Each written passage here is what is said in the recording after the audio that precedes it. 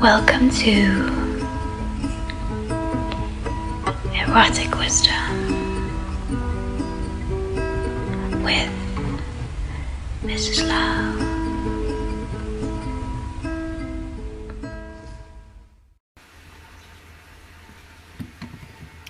So, welcome back for another exciting episode of Erotic Wisdom with Mrs. Love and Sarita. Ma Ananda Sarita is today here with me.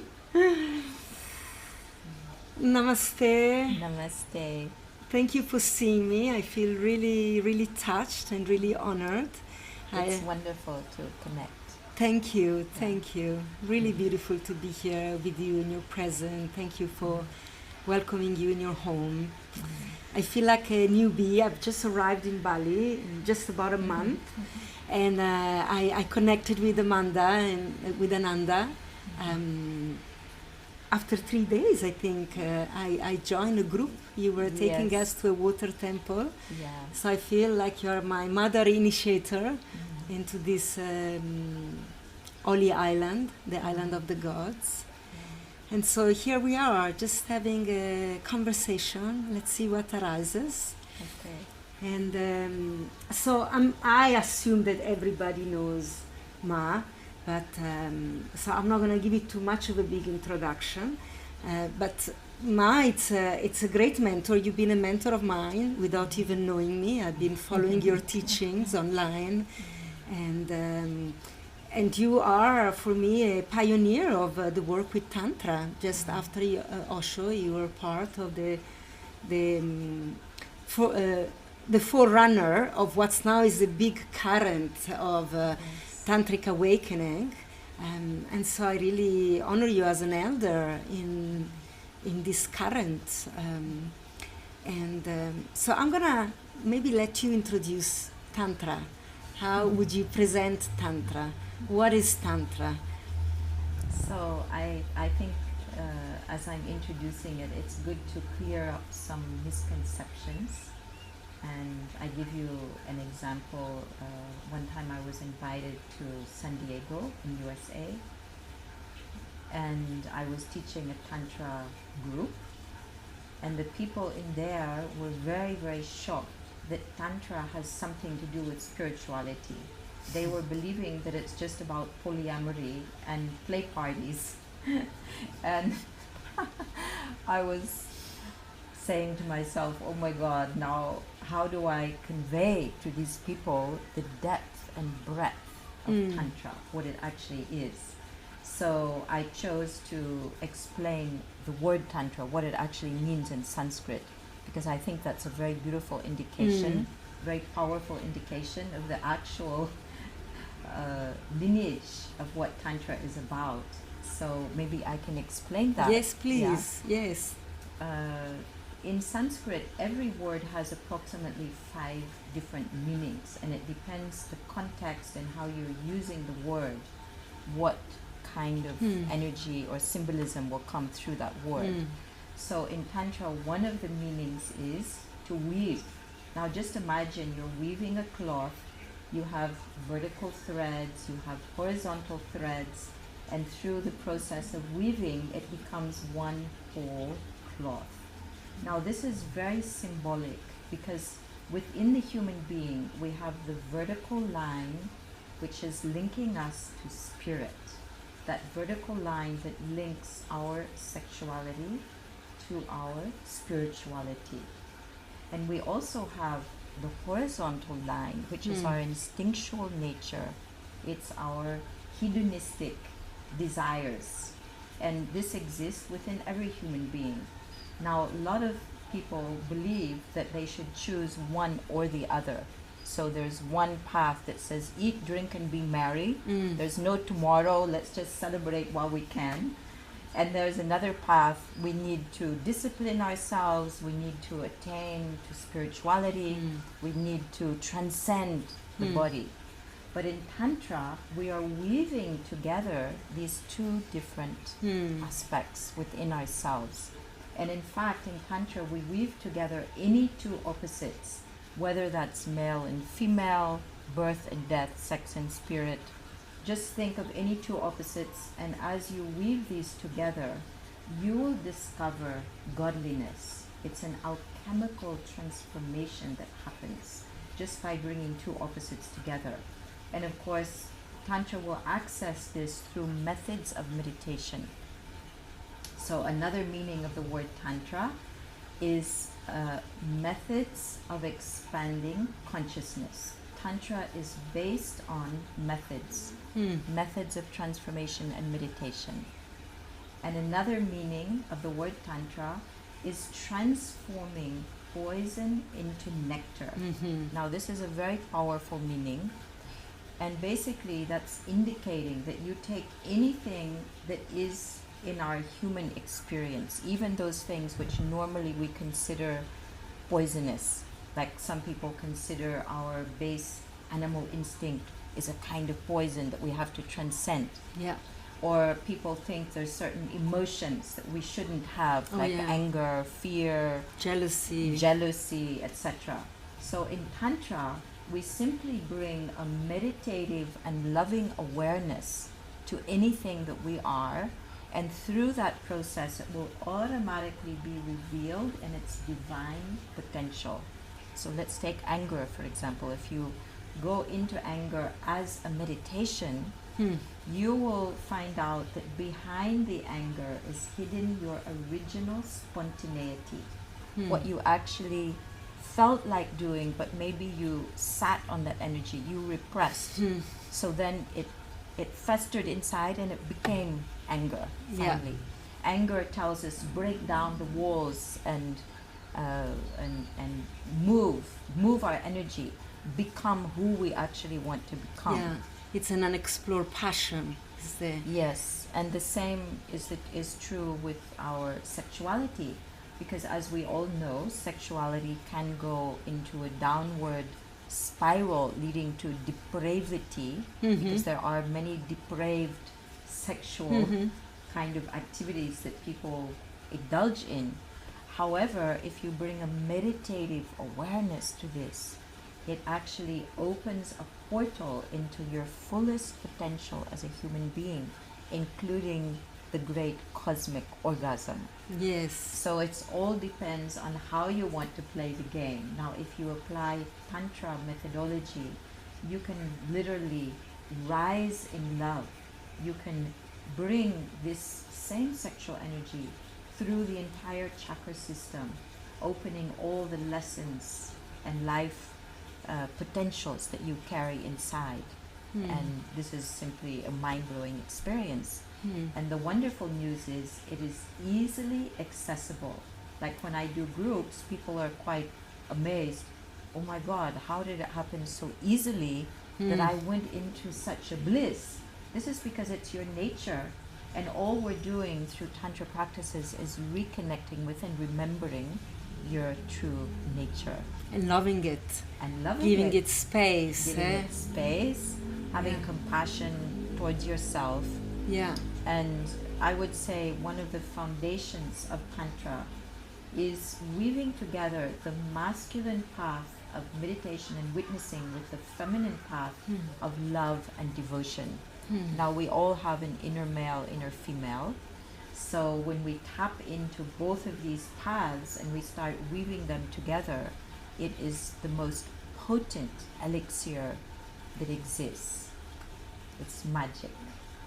Listening to you is like drinking this elixir. I have to say, I am absolutely mesmerized. I love your depth and your poise, and there is such a sense of calmness that exudes from you.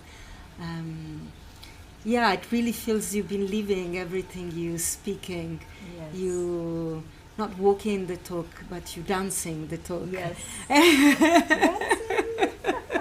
That's how I came to Osho, actually, through dance. And tell us a little bit more about you dancing with Osho. So I'll share with you a very, I would say, quite personal experience. And it was actually one of my first spiritual awakening experiences. Oh, wonderful. So I was 9 years old. Oh. And from the age of 4, I was passionate about finding the essence of life. I really wanted to find it. And so at the age of 9, I thought, I can't wait anymore. I must find it immediately. So I sat under a tree and I decided I'm not moving from this tree till I find what I'm searching for. And it's good to understand in this context, my family was atheist. So I had no religious conditioning. Maybe That's I had wonderful. an anti-religious conditioning. Yeah. So I was fresh and virgin in that sense. And so I sat under the tree and I just willed that I'm going to find the essence of life. And I found myself going down a dark tunnel leading to a velvety black void. And I hurtled into this void like at lightning speed or beyond light speed maybe. And I went into a kind of vortex and I landed into what I knew was the center of the universe. And that center contained sound. Now, of course, I know that sound is what we know of as Om. At that time, I didn't know. It was just this incredible, pulsing, reverberating, soundless sound, which I knew to be the elixir or the very source of all of life, the essence of life, from where everything comes to where everything returns. And this was filling me with such inner ecstasy and bliss. There was, in fact, no me anymore, just the sound. And after some time, I was sensing into, okay, so the essence of life is made of sound, but sound is made of vibration. So at the essence of all is a vibration. And then I sensed, okay, if I go with this vibration, that will become a movement, a dance. And so then when I came back, slowly coming back from that space, I understood that my path in life must be to discover this dance, which is at the source of all. And so when I was 15, I left my hometown. I went hitchhiking. I went to New York, and I had passionately embraced dance as my path. So while I was in New York, I got a scholarship for modern dance. I was studying ballet, but I felt it somehow hollow. There was not that deep reservoir of the soundless sound in it. So one day I decided, okay, I'm going to study Indian dance. I don't know, some inner guidance brought me there, and I entered the Indian dance studio, and there was a statue of Nataraj, the Lord Nataraj. This is Shiva, dancing the creation of our world into being, of our universe into being. And the moment I saw the statue, I almost fainted, and I asked the teacher, what is this? What is this? She said, this is Lord Shiva dancing the world into being, or dancing the universe into being. And I was in a kind of shock, and I believe I was recognizing that from my past life. And I immediately knew I have to go to India. This is where I will find the true essence of life, through the dance. So after that, when I was 16, I left for India. I hitchhiked all through Europe, through the Middle East. In those days, you could do that. I reached India. I dived into Vipassana meditation. And then after about a month or two, I met Osho. And the first in time... Pune, was that the time? No, that was in Mumbai. He hadn't yet started his Pune ashram. So that was in 1973. Oh, right. I was 17 years old. I was 3 years old. And so I was initiated by him. But my first meeting with him was absolutely phenomenal, because I recognized him as the Lord of the dance. I knew he has the secret, because the way he moved, his gestures, the way he sat, the way he walked, the way he spoke, it was carrying that reverberation which I had experienced at 9 years of age. So I simply knew he is my dance teacher. And that sounds incredible because he was a guru, but I knew he's my dance teacher. And indeed, he did initiate me into different dance forms. For example, he told me to do Sufi whirling for 2 hours every day. And I did that for 6 months. So he said I needed to whirl for 2 hours outside in nature, like under a tree. And then after 2 hours, I could fall down and lay on my belly with a naked belly against the Mother Earth. So this was an incredibly powerful meditation. And he really emphasized dance. He said that the dancer needs to disappear into the dance till only the dance remains.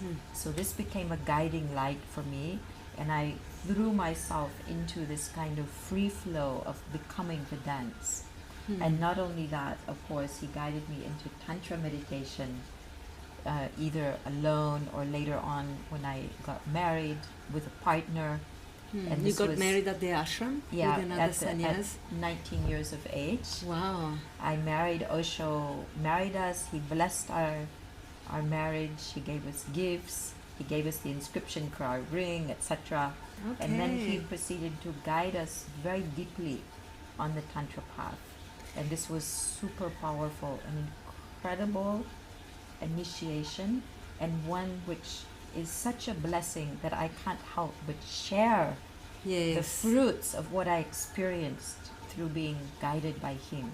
Yeah, I strongly feel this. This is an aspect of your presence. I feel there is a driving force inside of you that can't help but sharing.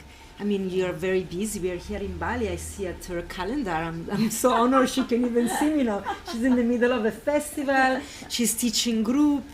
And I really, it's inspiring for me. I made me reflect that you must really be fulfilled by what you received with Osho. Now it's an overflow. It's just a waterfall. Yes, it's just an overflowing, because basically I worked on myself for 16 years, just going in, just working on myself. I had that luxury. This is incredible now if I can contemplate that. I just want to ask you a question in your story that I found so fascinating. Your parents, amongst all of this, when you were 16 and you said, I'm going to India, how did you manage that? Were they happy, angry? Did you have to leave home? Or did you still have maintain a relationship with them? Did they come to the wedding in India? So I just share a kind of extraordinary story that my mother told me, because later on, a few years ago, basically, I asked my mother, why did you allow me to leave home at the age of 15? And she even baked me a bannock. This is an Irish tradition, and my ancestry is from Ireland. So she baked me a bannock. She gave it to me as a good luck, blessing, and then she let me go. So I asked her a few years ago, why did you let me go? Because that looks very unusual for a parent to let their daughter go at the age of 15. And in those days, there was no cell phone, no email. No. You go. You go. Maybe we hear from you in 3 months when you do a collect call from somewhere, but the trust of a parent then. Incredible. So I asked her, what is the secret behind it? And she told me that when I was in her womb, she had a dream that she gave birth to a butterfly, and soon after the butterfly was born, it flew across the world, across the sea to the other side of the world, and found paradise, and then invited her to come. And so she said, because of that dream, she always knew I would leave home early. She knew that wherever I went, I was going to find paradise, and that she would be benefited. And this is exactly what happened, because I reached Osho. I wrote to my mother, I wrote to my sister, I said, please come, I found it. And at that time, I didn't know about her dream. But I said, I have found it, you must come. And then after 9 months, both of them came. They were both initiated by Osho. Oh, wow, And wonderful. so this was an incredible festival of joy and such a divine reunion Yes. to happen in the presence of the master. Yeah, and it's beautiful. That wasn't a rebellious journey, but was just a journey of love. And I felt during my entire journey that I was being guided by angels. And as I told you, my family was atheist, so I never imagined this could have something to do with my mom. But I was feeling like I'm divinely supported and guided. There were many instances where my life was saved by some kind of miracle. And so later on, I was talking with my mom about it, and she said, yes, I was praying for angels to guide you every day that you were gone. And even thinking about it now, I feel tears because the mother's love. And she never told me this. She was just silently calling angelic beings to protect her daughter.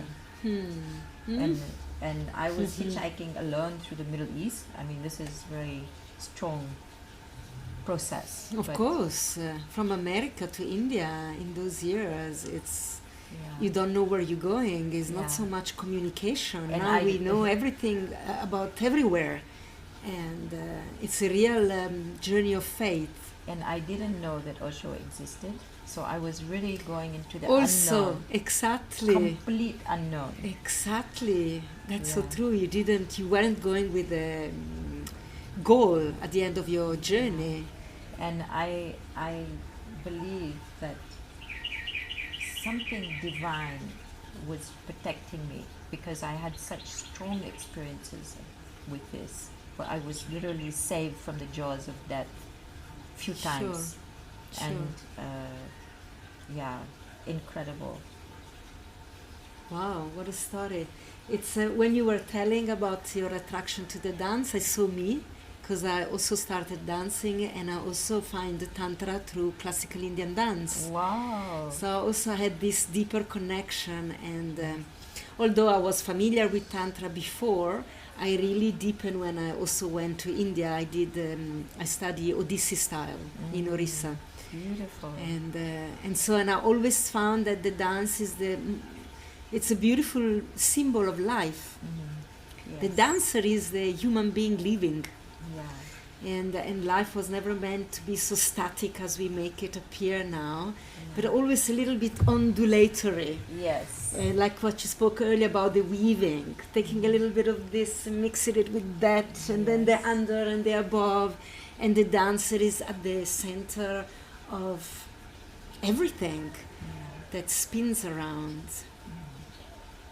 Wow, thank you. And so I want to ask you also another question that often I ask on this podcast, because it's called Erotic Wisdom. And I'm curious if you remember, I mean, you shared this experience as a child, which in some way, with the language I use in relation to eroticism, it could be considered an erotic experience. But I would just wonder if you remember, when was your first erotic experience as a child? Meaning also the eros of life. That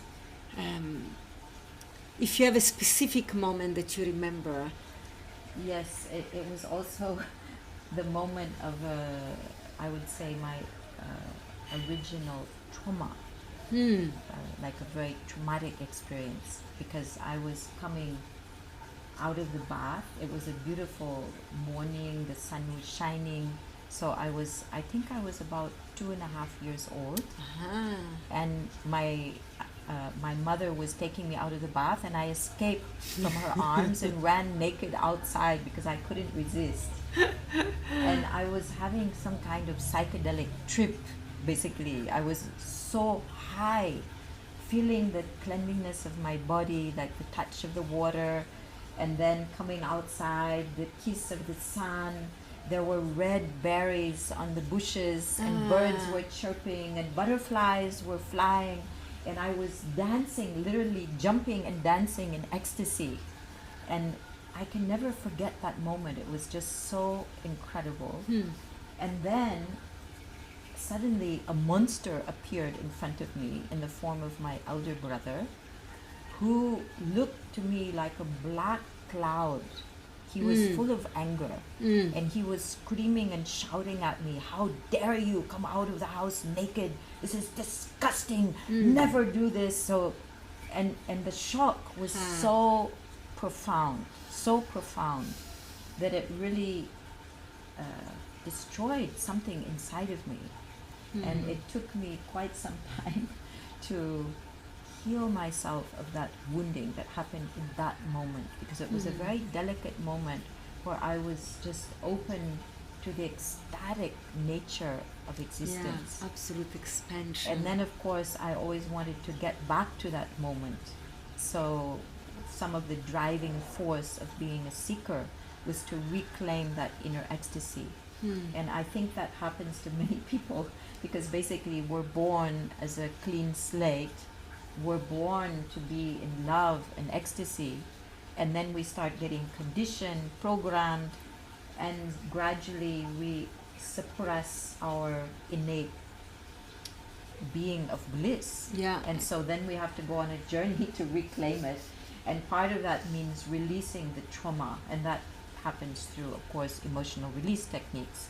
So when I reached Osho, I literally spent years doing emotional release processes and meditations, and releasing all the trauma from my earlier life. Yeah, because sometimes we don't even think this event in life, we don't call them trauma. And but they are, because at that level of expansion, to find the contraction there, that becomes a belief system, that then I'm not to go there anymore.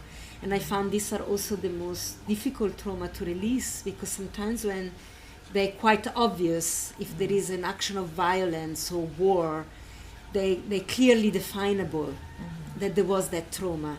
But this event sometimes, they're difficult to trace back, because apparently it wasn't a big deal. It was just the brother saying, "Hey, go back inside." But for a little one, that was enormous. And because that was maybe the first time I experienced shame, like not that I of had the shame, naked nudity. that like he wasn't an adult, but he was much older than me. That an elder person will tell me this is shameful, just to be with my naked body as I was born, that there's something wrong with that. So, and I think pretty much we all receive this. I mean, I always think on masturbation and babies, how they always have their hand in their genital. Yes. And in a sense, it's like, well, this is paradise, and I want to share it with mommy and daddy. It's like, it's amazing from here. So, mommy, daddy, look, join me here. Let's do this together, because I love you. And immediately there is this separation. No, you don't do this together. You don't do this in presence of other. Take your hand away from there. What are you doing? And so the immediacy that also, if we can find some bliss, it's alone, it's by ourselves, that we can't share it with the people that we love the most, our hero. And that's so saddening from, the place of purity of a child. That's strong separation. And then it carries on to the rest of our life when, sexuality only gets expressed privately and is associated often with loneliness and hence pornography, where the beauty of life, it's not to be shared, and it's so far away from the potential truth that when we are together, is even more beautiful. So you just say now that you called yourself a seeker, and I was actually churning on this thought this morning when I woke up, and I was thinking, what can I ask you when I meet you today? And one question was this about being a seeker, because I define myself as seeker, and sometimes my seeking is my greatest source of sorrow. I feel I look too hard, and I put so much energy in the seeking, which creates the distance, as if what I'm seeking is out there. And when I see you, you feel so fulfilled and complete, and I would like to know, are you still a seeker? Would you call yourself a seeker, or you have arrived. Well, I would say to be healthy means to be whole. So I have found wholeness. And at the same time, this wonderful curiosity about life is ever alive.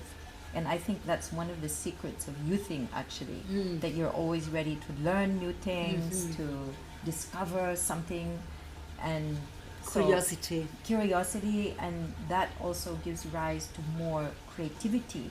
It's an evolutionary dynamic. Evolution of consciousness happens through our being willing to engage in life and learn every moment. So even though I am in a state of wholeness, that wholeness is always ready to learn and to... An expansive wholeness. An expansive wholeness. But I remember, like, in that state of not being fulfilled, and that thirst and hunger to attain something, that is not there now. That's been many years. And Osho describes the path very, very beautifully. When he talked about his own enlightenment, he talked about Buddha's enlightenment. And I was very touched by the story about Buddha, that Buddha tried everything before he was Buddha, when he was Gautama. So he was exploring all different kind of methodologies. He was an ascetic, he did yoga, he did everything. And he was fasting, and eventually he was close to death from fasting. He was just a skeleton. He was in the water, and he had not enough strength even to take himself out onto the bank. And then came a deep realization that he's reached the end of the road in terms of seeking, and he simply let go. He let go of the seeker, and he just surrendered. And in that moment, a woman came, a village woman, and she brought him food. So he had been fasting, he hadn't eaten, he was surviving on 3 grains of rice per day or something like that. So he was trying to discover what is the minimum amount he could eat. And then this woman brought him food, and he, because he was in such a let go, he nourished himself, he nourished his body. And then he felt tremendous surges of bliss in his body to receive this nourishment. And he slept very, very peacefully, with nothing to do, nowhere to go, nothing to attain. He had dropped out of the race of becoming. And that is when his enlightenment happened. He woke up somewhere around 4 in the morning, and he opened himself completely to the Absolute. And he attained enlightenment. But the point of the story is that he had gone into a deep let go before that happened. And when Osho describes his own enlightenment, the same thing happened. He was in a deep let go. He had tried everything. He had made huge efforts, like superhuman efforts. And then he was just in a deep, deep, deep let go. And that's when it happened for him. So he's giving this as a criteria that this is how the enlightenment experience happens, actually. That first we make all efforts we can, and when we've reached to the ultimate possibility and we can't go any further through effort, and we drop it, we let go, that's when grace descends. This is when the miracle happens. So this happened to me also. In the same way. Yeah, I wasn't an ascetic, but I was seeking through every way possible, like doing superhuman efforts. I mean, going to India, hitch-hiking. Yeah, I did everything that anybody could possibly imagine, and much more than that. Yeah. And so this is an interesting realization when you are contemplating life as a seeker. Where were you in your 50s? I just turned 50 this year, and I feel I'm into this threshold also where I'm getting really tired of seeking, and I've done a lot of seeking in my life too. Curious to know if you remember your 50s and what was happening for you. And at the age of 50, I remember I was starting my menopausal process. Yes. So I decided I'm going to make this a rite of passage, and I went to swim with dolphins. And previously I had been afraid of swimming in deep ocean, so that was something I'd never done. So I wanted to give myself a challenge, and at the same time fulfill a longing that I'd had my whole life, which was to commune with dolphins live, in their environment. So I went on a journey. It's called Wild Quest. It's an organization called Wild Quest, run by Osho sannyasins. Okay. And I went to the Bahamas, and I spent a week there, and we went out every day to the deep ocean, and then they would play the music of Deva Pramal or music of Hari Prasad Chaurasia, and the dolphins would come. Wild dolphins would be attracted. Wow. And then once dolphins were there, then we could decide if we are going to swim with them or not by one person going into the water and see if the dolphins are ready to play. And if they're ready to play, then all 15 of us could go into the water.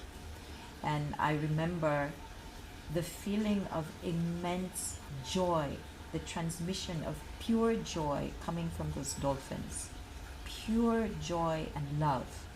And I jumped in the water, and I felt like I could swim to the ends of the earth to be with these incredible beings. It was so incredible.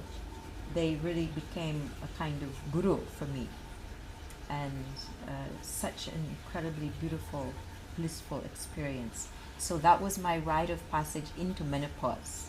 And I won't say it was without any suffering, because I did have suffering. I was going through the Chiron return, which is an astrological configuration where there can be tremendous challenges. So I faced huge challenges. I was breaking up from a relationship of 12 years in this period, and it was a very, very powerful rite of passage, not only in joy, but also in challenges, in sorrow and desperation.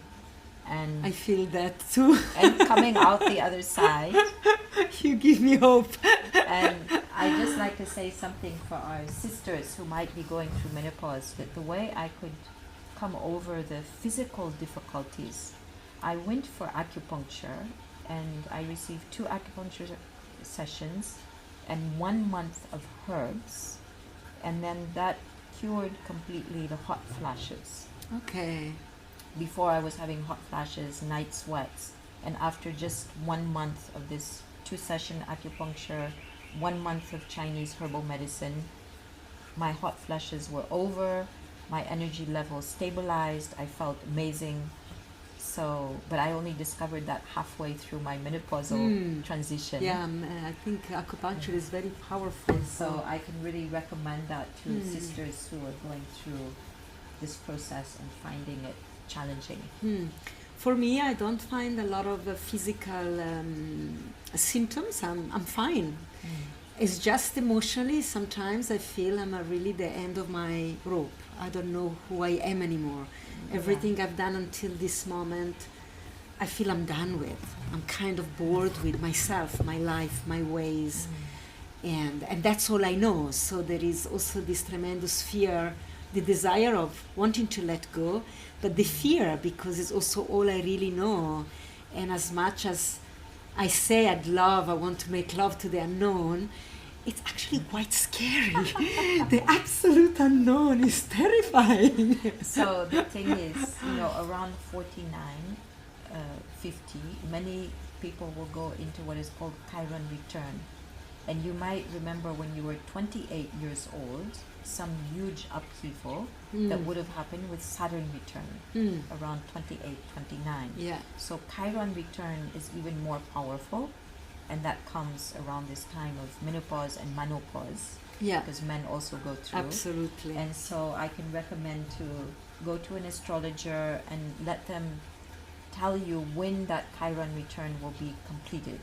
Okay. And then that gives some hope at the end of the tunnel. Okay. Because the Chiron return is very, very challenging. It can be even devastating. Yeah. Because it's taking away everything that you thought you were and giving you something new, which is going to be more in tune with your soul calling. Yeah. And that can be quite, a very, very powerful, challenging process. It's basically helping you to move into an ascension process, because as we get older, we literally ascend. And if we're used to just being only on the earth, then that could be frightening also, because we feel we're becoming more weightless. Yeah, that's true. There is that... And then the earthly passions, they don't have as much pull.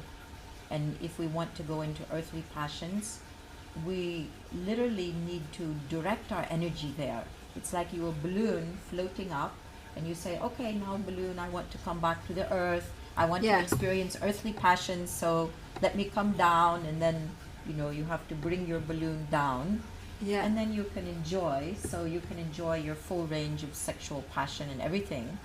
But it's not going to have the same robust, earthy quality as before, where you were pulled by your biology into that reproductive, instinctual desire. You know, because now it's no longer an instinctual need, it's more of a pleasure potential that we have inside, and we can tap into it or not as we like. Yeah. Something and like more this. soul fulfilling. I noticed that now, when I was young, my mother was 44, and I thought she already had stopped having sex. She was old at 44. And when I was young, I thought sex is a thing that belongs to the youth. Yeah. And now I realize, gosh, little did I know, and how sexuality intensified with the year, and how deeper are my orgasm now, and more spiritual and more profound. And although there isn't this physical pull, there is almost more of a transcendental pull, that like a spiritual a resource, like a real place to meet source, where I go to connect with God and resource from there. Yes, this is actually very, very true, what you're expressing. It's absolutely the way it is. And we can really use these later years to develop tantric capabilities. And of course, Tantra is good for people at any age of their adult life, but it's really profound as you age, because you can still have the most mind-blowing love-making experiences, and included in that will be communion with Source, with all that is. You can have cosmic orgasms, not only physical. Yes. So this is really incredible. And just while we're on the physicality, I just like to point out that Masters and Johnson, in their groundbreaking research into human sexuality, they were doing research on women's orgasmic potential, and they found out that women can have multiple orgasms into their 90s. So it's not that just because of menopause we stop having orgasms.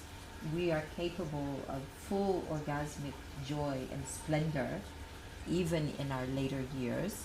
And the only problem might be, can you find a partner to enjoy that with? Because as men get older, they lose the testosterone gradually. Like, testosterone is very high in the teenage years of a man, and then once he's in his 20s, it will very gradually diminish over time. So the way for men to find fulfillment in their sexuality in later years will be by practicing Tantra, including conservation of semen methods. And this is vital for a man as he ages, and if he does that, he will be able to have incredible orgasmic and joyful sexual experiences also into his old age. So I think it's really important that men learn Tantra already from a young age, and you start developing your capability of lasting longer, of finding other ways of enjoying pleasure and inner ecstasy, not only through ejaculation. And then this is going to be serving you very well as you age. Of course, it will also serve you in your younger years, because you're going to be a better lover if you practice Tantra. Absolutely more present and More present. connected with everything, and including sexuality into the dance of life, and not Yes. make it just a small aspect. So I just want to follow up a little bit from the marriage that you had in with Osho at the ashram. How long were you married? I just make this assumption you're not married with the same man now. We were together for 5 years, and it was an incredibly beautiful relationship, and in deepest gratitude to my ex-husband. And we are friends, and it was just such a blessing. He was twice my age when we met, and so he really helped me to learn how to trust men and how to achieve maximum pleasure, joy, and in all dimensions, sexual and spiritual. So he was the most amazing, beautiful companion, lover, and husband. Yeah. Was your initiator. Yes. You know, it's like, I think sexually this is important, tribal society, to be initiated sexually by an elder from both gender. It's really important if it's done consciously, because then we meet someone that truly knows. When we are initiated, we need to be with someone that already knows whatever is the theme of the initiation. And I think in contemporary time we clash, two youngsters together, not knowing, both not knowing, and sometimes it's a painful clash. And so also for young men, I think it's important for them to be sexually initiated by elder women. Yeah, that's definitely true, because a woman reaches her peak of her sexuality around the age of 30. And the peak of the male sexuality, if we're talking about, the testosterone and the hormones that want to boost our libido, this happens for men in their late teenage years. So it's ideal for a man in his late teenage years to be together with a woman around 30. Yeah. Then he can learn how to sexually blossom and open. Yeah. And it's ideal for a young woman who is not yet sexually blossomed. She's more in a tender space, and she needs actually some kind of understanding, patience, guidance to be with a little bit older man. I'm not saying old man, but a little bit older enough that he can hold space for her to discover her full range of capabilities. Yeah, that she can trust, that she can rest into. Yeah. Yeah. And so I just brought also this, that your relationship ended because some people, there's also this idea of the sacredness of relationship, that to break it or come apart, there is somehow, it's a failure. And or a marriage without children, it's a failure. And I believe there are no failure in life, that everything is a journey. And I think we fail ourselves when we stay in relationships that don't fulfill us any longer. And so... Yeah, to me, love is an experiment. And when we go on different kinds of journeys into love and in relationship, we're actually doing a love experiment. And that's according to your soul calling, because somebody was having certain kinds of past life experience, and then in this life they have a yearning for this particular path. So maybe somebody was celibate in their past life, so in this life they're yearning to explore with multiple different partners. Or somebody else, maybe they were exploring with multiple partners in a past life, now they want to be only with one partner. Or somebody else feels a call for celibacy. And sometimes in one lifetime we might need to go through many different phases of love experiments. Sometime being with multiple partners, another time being in a deeply monogamous relationship, maybe another time we explore celibacy. So, and also we have different kind of karmic relationships. So maybe we need to reconnect with a particular soul that we had met before, and we need to live something out with them. And then when the lesson has been learned, when the karma is complete, we're ready to move on. So we shouldn't judge the book by its cover, we could say. Yeah. Like all of these different kind of experiments are vital and unique to each being. And we need to really honor and trust what is uniquely our love experiment in this moment. And this is something I really appreciated in Osho's community, because people were free to do all these different kind of experiments. So you had some people into celibacy, some people into monogamy, some people into open relationship, some people were just playing and exploring, and all of that was okay. And it was held always in the context of meditation. And this is the difference that makes all the difference, that as you apply meditation to whatever you're involved in, you will find the deeper and exalted quality within that you're experimenting with. And then also when the meditation ends, it's like the relationship ends, it's just the end of a meditation, and you may be ready to the next level, to the advanced meditation maybe. So for example, my feeling is that lovers come and go, but love remains and goes on growing. Because we imagine, okay, if this lover goes, they are taking that love with them. No, they're not taking it with them. You have the love, you've experienced this love. It's become a resource inside of you. It is yours. So don't think because the other one goes that the love is going. You have that, and it's a very rich resource inside of your whole being. And so as you go into different relationships, you are gathering different facets of the love experience. And that becomes ingrained and an integral part of who you are. And so I'm incredibly grateful to all of my love experiments, to all of my lovers, and different kinds of relationship dynamics that I've been exploring. It's just the most blissful gift to realize that this is truly my own experiment. That's one thing. I take responsibility for what I've been experiencing, the good, the bad, the ugly, and I've learned from that, and now these lessons are part of me. And are you currently in a relationship right now? Yes. And did you ever had children in your life? I never had children because being a very thirsty seeker, I wanted to prioritize my spiritual path.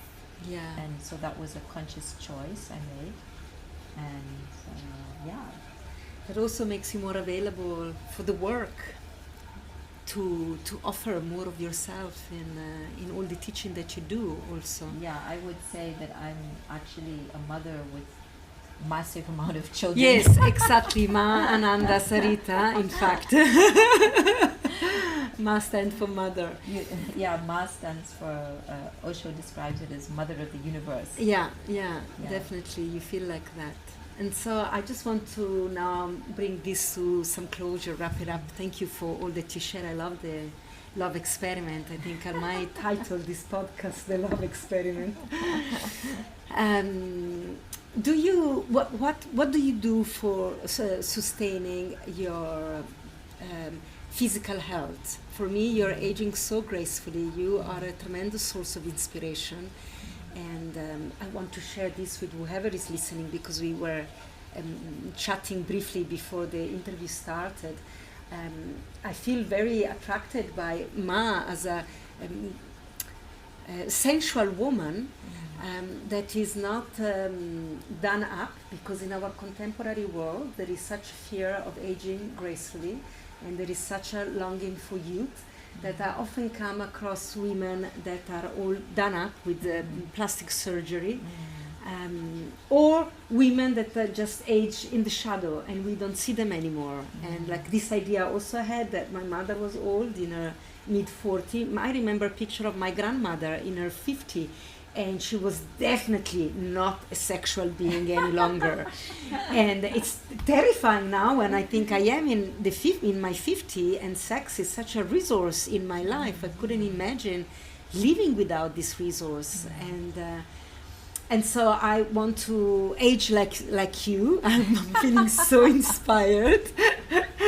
Tell me if you have any secret. It's like, do you have daily practice, or you just let it all go and just flow with life, however it presents to you? What keeps you curious in life? And Well, I do what I'm in love with. mhm. So I love yoga. I do yoga and silent meditation every morning, and this is incredibly nurturing for me. And I've been vegetarian since 1973, since I reached India, and then vegan since about 95. And it wasn't something that I decided with my mind, it was a happening. It just happened to me. And I've also been into holistic healing since about, I think it was, since around 94, 95. No, actually before that, since 1990, I've been into holistic healing. So I let go of the conventional style of medicine, and I learned a very beautiful practice which is called color light therapy. So I studied with the founder of esoteric medicine. He was the inventor of what is known as color puncture. I studied with him for 7 years. I also studied ethothermy with a Japanese master. This is another healing modality. So I studied with him for 20 years. I studied Takian holistic wellness with David Wagner, the inventor of the Takianization process. And I apprenticed with him for 9 years. So I really have been diving deeply into holistic healing, and I maintain my health also by using these modalities.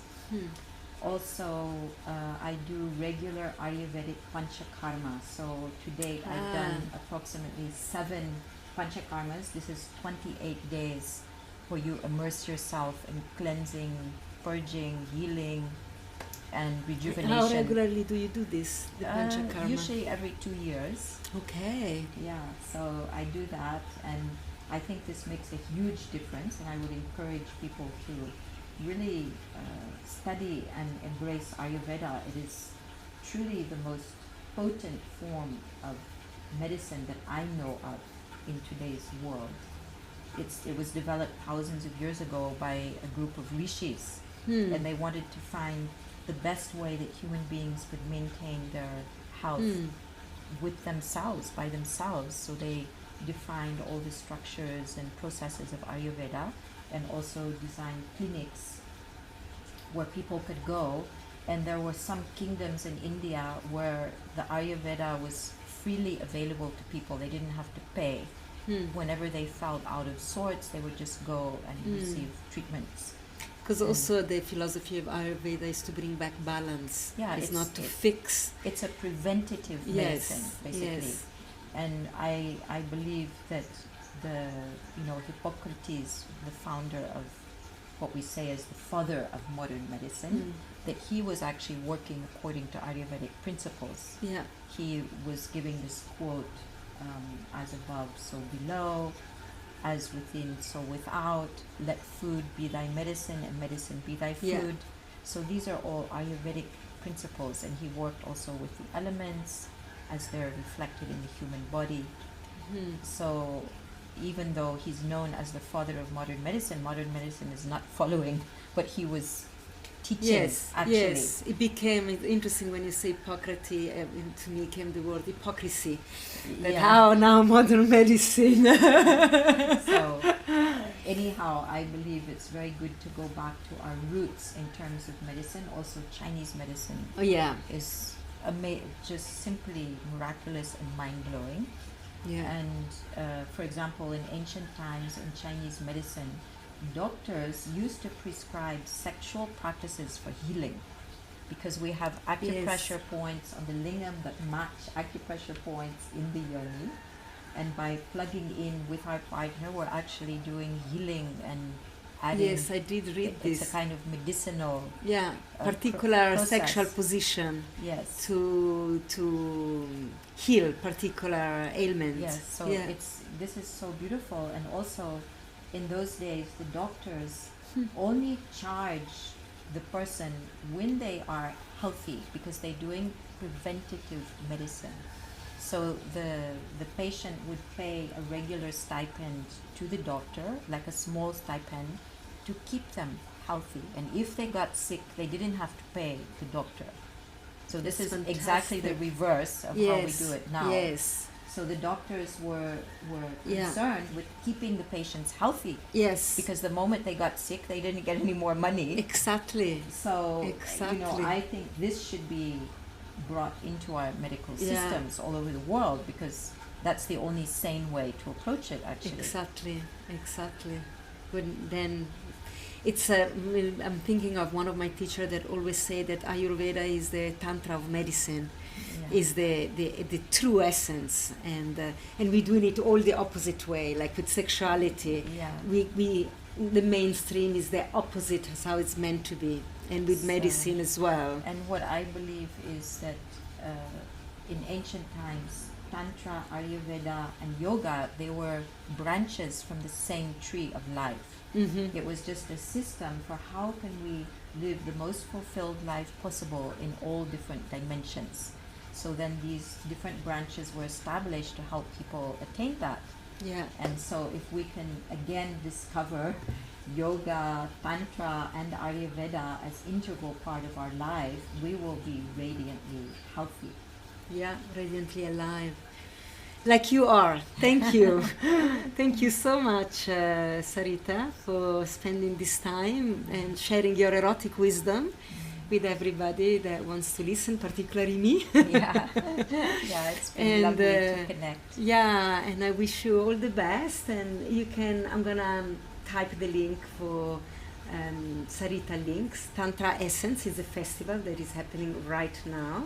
We have, today is the last day. You can Oh. still jump in. Jump in. And but you also have a website, and you do a lot of teaching. You're really, really available, and so I hope Yeah, I people take the also- opportunity. I also have online courses, so you're welcome to do any of my online courses, and then you'll understand how I work, and you'll be benefited by doing the online course. And then you can see if there's a live course you can do with either me or someone from my team. Yes, Because you've I work trained. with a team Yes, of people. yeah, you've got a big school. Yeah. Okay. Mwah. So thank Thank you you for so inviting much. me. Thank you. Namaste, Blessings, ji. blessings and love.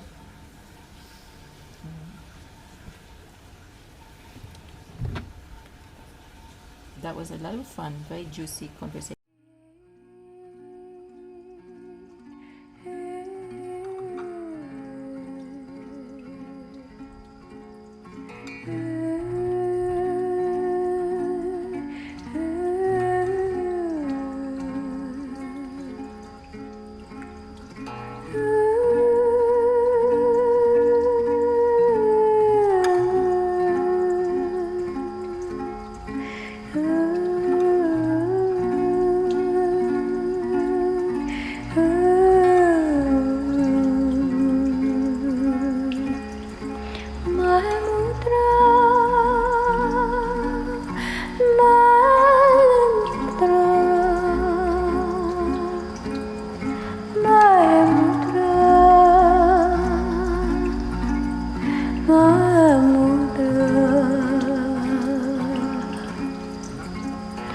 Ooh.